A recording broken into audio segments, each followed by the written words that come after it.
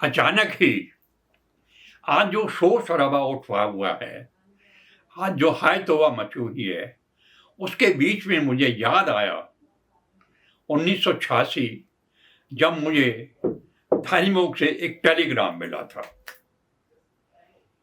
Telegram की copy ये Telegram था जो मुझे थाईमुख से ये अप्रैल में 86 अप्रैल में मिला था। सबसे बड़ी बात इसमें जो लिखी थी वो ये था, भारत के पड़ोसी देशों और हिंद महासागर में महाशक्तियों के बढ़ते संदर्भ में नौसेना के हरमीज विमान वाहक पोत पर 1500 शब्दों का लेख तुरंत भेजें। मैं मेजर कृपाल वर्मा हूं। मैं आर्मी से रिटायर हूं, आर्टिलरी में था। लिखना मेरा शौक बचपन से था और सेना में भी मैं लिखता था। और रिटायरमेंट के बाद ये 86 का टेलीग्राम है जिसका लिखा हुआ है मेजर कृपाल वर्मा H 316 विकासपुरी नई दिल्ली। मैं रिटायरमेंट के बाद यहाँ विकासपुरी में था और अभी मुझे टेलीग्राम मिला था कि हिंद महासागर में शक्तियों के बढ़ते संदर्भ में नौसेना के हरमीज विमान वाहक पोत पर 1500 शब्दों का लेख तुरंत भेजें। मीन्स इमरजेंसी थी उन दिनों जैसे अभी चला हुआ है, वहां भी यही चल रहा था कि हमारा हिंद महासागर सूना पड़ा है। उस वक्त हमारे पास केवल एक विक्रांत ही था जो एयरक्राफ्ट कैरियर था और ठिकाने दो थे। अगर विक्रांत को हम बंगाल की खाड़ी में स्थित कर देते थे तो हमारा अरब सागर सूना पड़ा था, और अगर अरब सागर में हम भेजते विक्रांत को तो बंगाल की खाड़ी सूनी पड़ी थी। मीन्स हमारा जो घर था बगैर ताले का घर था। दुश्मन कहीं से भी आए, कहीं से भी जाए। और हमारी जो तट लाइन है, जो हमारा सरफेस है, वो करीबन 600 किलोमीटर का, छोटा मोटा नहीं है। हमारी जो सी लाइन है, हमारी जो जिम्मेदारी है, बहुत बड़ी है। कभी था हम कहते थे हिंद महासागर हमारा प्रहरी है, कभी कहते थे हिमालय हमारा प्रहरी है, लेकिन अब हमें इन दोनों की रखवाली करनी थी और अभी भी करनी है। इस मामले में जब मुझे टेलीग्राम मिला तो मेरी भी आंखें खुली और मैंने भी सर्च करना शुरू किया कि आखिर ये हरमीज क्या है, हम क्यों हरमीज खरीद रहे हैं।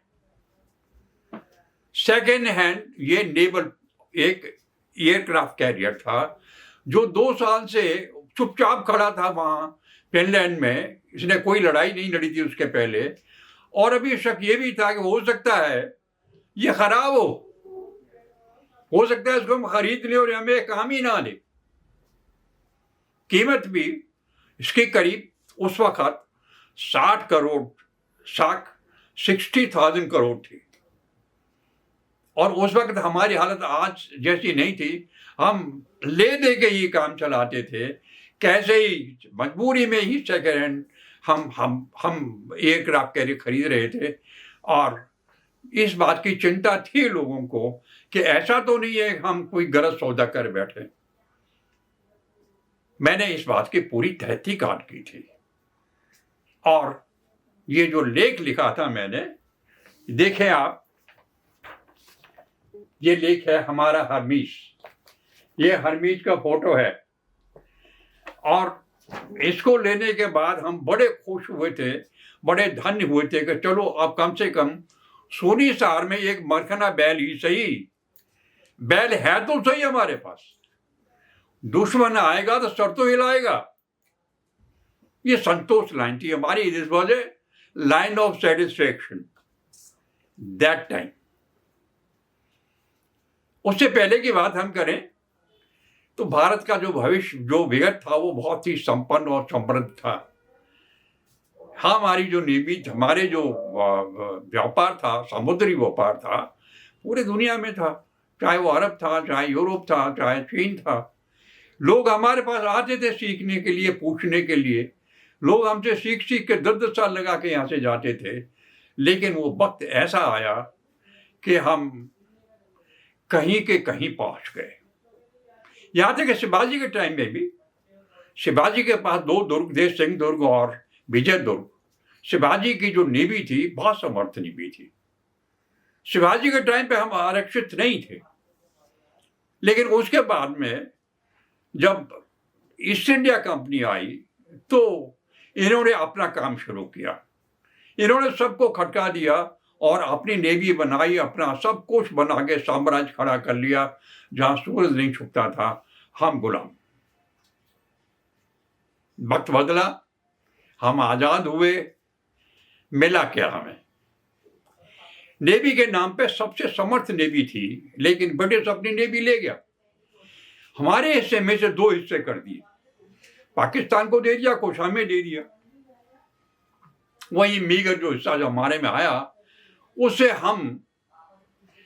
हमने 61 की लड़ाई लड़ी, 65 की लड़ाई लड़ी, 71 की लड़ाई लड़ी, और हमने एक्सेलेंट काम किया। लेकिन तब 86 आते आते हमारी समझ में आई कि हमें इसमें आत्मनिर्भर होना बहुत जरूरी है। हम उधार लेके, खरीद के काम नहीं चला पाएंगे। नेवी ही क्यों, आर्मी और एयरफोर्स में हर जगह यही डिमांड थी कि हमारे पास, हमें इक्विपमेंट चाहिए, लड़ाई के लिए टैंक भी चाहिए, हवाई जहाज चाहिए, एयरक्राफ्ट कैरियर चाहिए, सब चाहिए।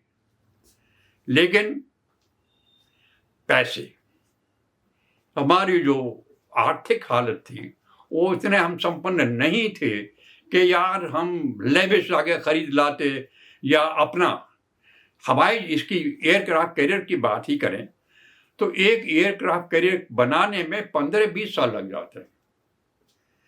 पैसा पूरा लगता है, नो हाउ चाहिए, शिपयार्ड चाहिए, इसके लिए बहुत बड़ा कुछ ऐसा संस्थान चाहिए जहां इसको हम करें। और वो जो नो हाउ थी हमारे पास थी ही नहीं। हम करते तो क्या करते? विकल्प यही था कि हमने तब पुराना जहाज खरीदा था, और पुराना जहाज खरीद के हमने अपनी जरूरत का मुंह बंद किया था। इतना ही काम किया था। लेकिन बात यही तो नहीं रुकी, बात यही नहीं रुकी। और जो हमारा रिक्वायरमेंट था, चाहे वो नेवी का है, एयरफोर्स का है, चाहे कहीं का भी है, वो बढ़ता ही चला गया। हमारी जरूरतें बढ़ती चली गई, हमारा खतरा बढ़ता ही चला गया। और आज हम वहां हैं जहां हर चीज हमें गिरफ्त करनी पड़ेगी, तैयारी करनी पड़ेगी।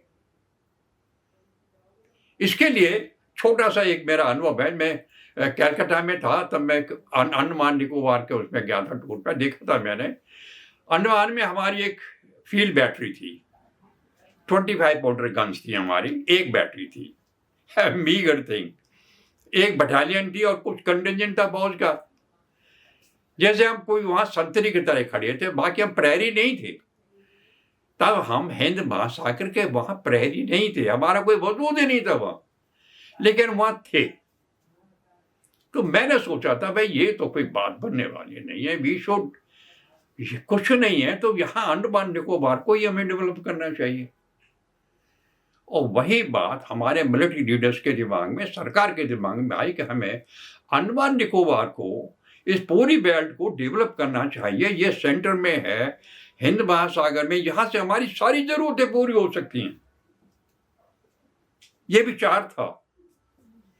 लेकिन इस विचार के पीछे जो इकोनॉमिक पावर थी, जो पैसे वाली पावर थी, उसका विकल्प ढूंढना था। और कहीं से हमें नो हाउ भी चाहिए थी। 2021 में 20 में जाके ये बात तय हो गई थी कि हमें ग्रेट निकोबार को डेवलप करना ही करना है। रीजन बीइंग, एक छोटी सी घटना मैं बताता हूं। टेलर के पास मैं ऐसे ही खड़ा था, उसको पता लगा रिटायर्ड मेजर है, तो बात हुई, कहता आप क्या लड़ लोगे, चीन और पाकिस्तान साथ आ गए हैं, आप क्या लड़ लोगे, आपके पास क्या है। चीन के पास इतने हवाई जहाज, इतने पुराना ये पाकिस्तान, आप हमारे पास क्या है। मैं हैरान था कि हमारा जो प्रोपेगेंडा है दुश्मन का वो यहां तक पहुंचा हुआ है, और मैं एज ए रिटायर्ड मेजर चुप हो गया था। मैंने वहां से बहस ही नहीं की थी, उसका कोई फायदा ही नहीं था। लेकिन प्रश्न तो था। अभी भी हम देखें, चीन ने हमें चारों तरफ से घेर लिया, चाहे वो हमन टोटा है, चाहे कोको आइलैंड्स हैं, चाहे वो ग्वादर पोर्ट है, चाहे वो कहीं भी देखें आप, उन्होंने जाके हमारे यहाँ आके अपने नेवल पावर को समृद्ध बना दिया है, ठिकाने बना दिए हैं। उनकी नजर 24 घंटे हमारे ऊपर है। हम क्या कर रहे हैं, हम कहाँ जा रहे हैं, और उसके उत्तर में हम अभी तक उसका उत्तर ढूंढ रहे हैं। और उत्तर में हमने ढूंढा है कि हम ग्रेट निकोबार आइलैंड में 72,000 करोड़ का एक प्रोजेक्ट लाएंगे। ये प्रोजेक्ट पहले से तय है कि हम ये प्रोजेक्ट लाएंगे। अभी डिसाइड किया कि हाँ, अब हम इसको शुरू करें। इसमें हम वहां एक नेवल बेस बना रहे हैं, एयरपोर्ट बना रहे हैं, बिजली घर बना रहे हैं, टाउनशिप बना रहे हैं, और वो सारी सुविधाएं वहां बना रहे हैं जो हमें आज जरूरत है। आज हम देखें दुनिया में, आज हम 5वीं पोजीशन पर हैं। नेवी के हिसाब से सबसे नंबर 1 है अमेरिका। उनके पास बहुत जबरदस्त एयरक्राफ्ट कैरियर्स है, 90 टन के हैं, गैरीबाल्डी। उनका तो नाम ही भाई, they have been working since first world war.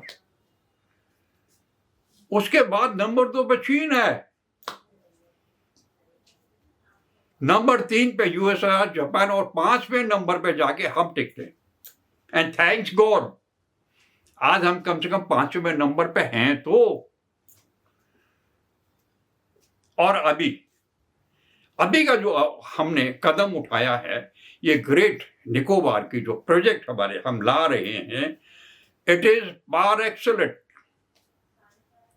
Means यहां से हमारी जो लोकेशन है, टैक्टिकल और स्ट्रेटेजिक लोकेशन है at great Nicobar, is wonderful.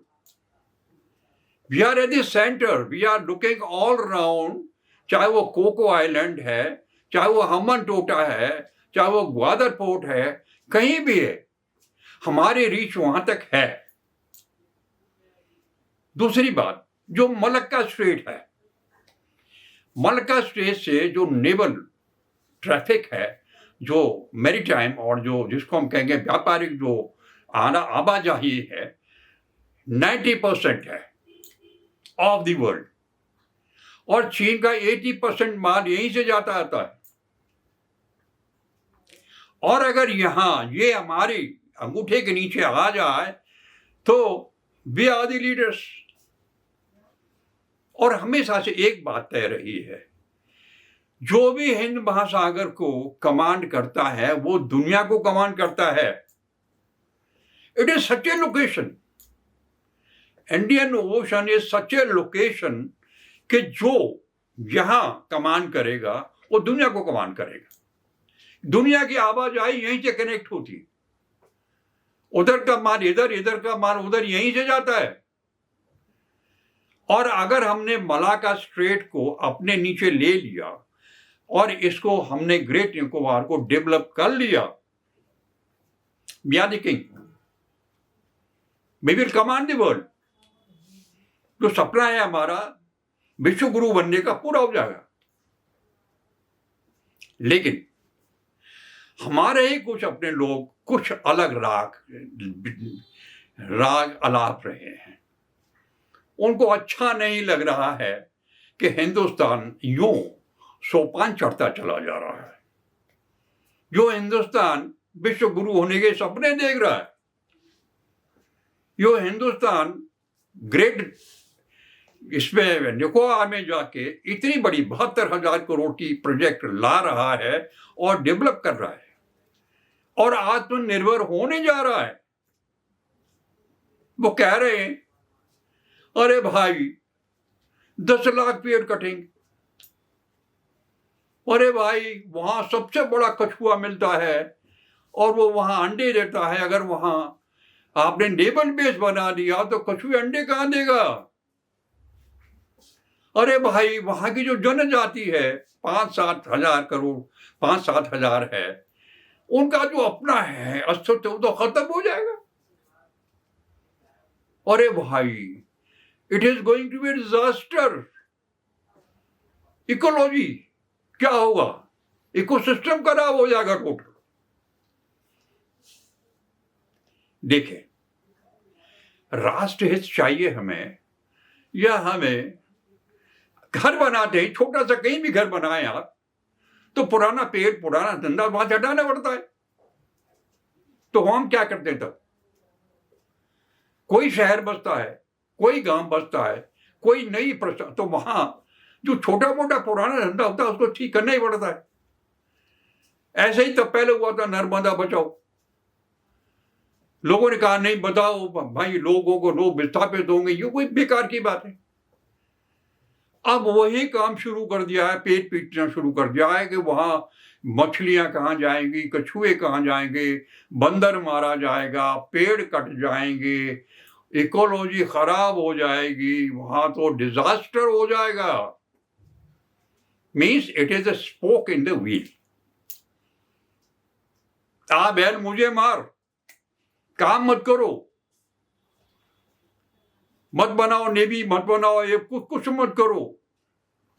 वहां जाके देखो कछुए अंडे कैसे देता है। गुजारिश मेरी ये है, let's join the upcoming, the up and up, the Bharat में जो लहर उठ रही है ऊपर जाने की, ऊपर चढ़ने की, विकास करने की, रक्षा सुरक्षा करने की, नेवी खड़ी करने की। Let's join the game, and game is to go to become the number 1 and विश्व गुरु। आज के लिए इतना ही, और आपको अच्छा लगी हो मेरी बात तो इसको लाइक करिए, शेयर करिए और सब्सक्राइब करिए। प्रणाम।